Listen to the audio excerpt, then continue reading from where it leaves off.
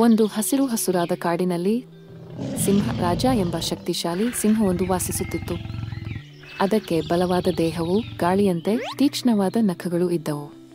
ಒಂದು ದಿನ ಸಿಂಹ ರಾಜ ಹೊಟ್ಟೆಬಾಕಿನಿಂದ ತತ್ತರಿಸಿ ನಿಧಾನವಾಗಿ ನಡೆಯುತ್ತಾ ಹೋಗುತ್ತಿತ್ತು.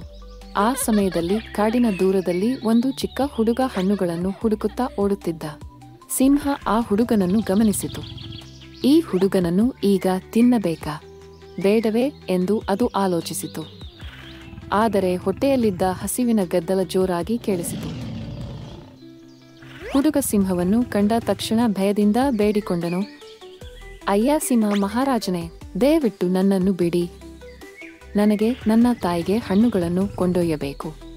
ನಾನು ಮತ್ತೆ ಬರುತ್ತೇನೆ, ಆಗ ನೀವು ನನ್ನನ್ನು ತಿನ್ನಬಹುದು. ಸಿಂಹ ನಕ್ಕಿತು. ನೀನಾ ಮತ್ತೆ ಬರುತ್ತೀಯಾ? ನಿನ್ನನ್ನು ನಂಬಬೇಕಾ? ಹುಡುಗ ಧೈರ್ಯವಾಗಿ ಉತ್ತರಿಸಿದನು, ನೀವು ಕಾಡಿನ ರಾಜ. ನಾನು ನಿಮ್ಮ ಮಾತಿಗೆ ಗೌರವ ಕೊಡುತ್ತೇನೆ. ಆದ್ದರಿಂದ ನಾನು ನನ್ನ ಮಾತನ್ನು ಉಳಿಸಿಕೊಳ್ಳುತ್ತೇನೆ. ಸಿಂಹನ ಹೃದಯದಲ್ಲಿ ಸ್ವಲ್ಪ ಕರುಣೆ ಮೂಡಿತು. ಸರಿ, ಹೋಗು, ಆದರೆ ನನ್ನನ್ನು ಮರೆತಬೇಡ ಎಂದು ಸಿಂಹ ಹೇಳಿತು.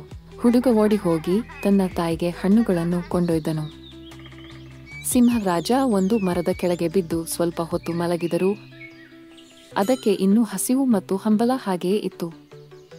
ಆ ದಿನ ಸಿಂಹ ತಿಳಿದುಕೊಂಡಿತು, ಧೈರ್ಯ, ಪ್ರಾಮಾಣಿಕತೆ ಮತ್ತು ವಿಶ್ವಾಸದಿಂದ ನಡೆದುಕೊಂಡರೆ ಭಯವನ್ನು ಗೆದ್ದು ಒಳ್ಳೆಯ ಫಲಿತಾಂಶ ಸಿಗುತ್ತದೆ.